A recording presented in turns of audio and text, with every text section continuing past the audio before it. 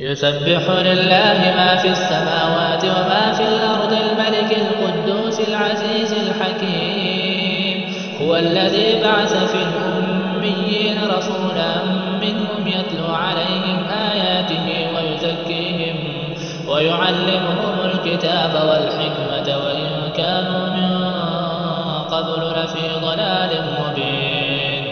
وآخرين منهم لما يلحقوا بهم وهو العزيز الحكيم. ذلك فضل الله يؤتيه من يشاء والله ذو الفضل العظيم.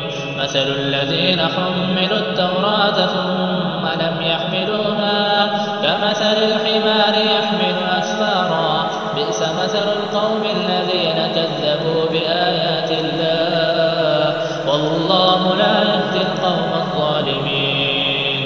قل يا أيها الذين هادوا إن زعمتم أنكم أولياء لله من دون الناس فتمنوا الموت إن كنتم صادقين ولا يتمنونه أبدا بما قدمت أيديهم والله عليم بالظالمين.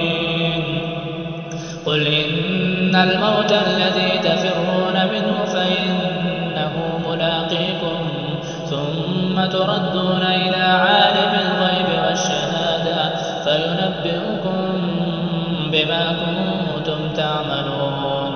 يا أيها الذين آمنوا إذا نودي للصلاة من يوم الجمعة فاسعوا إلى ذكر الله وذروا البيع ذلكم خير لكم إن كنتم تعلمون.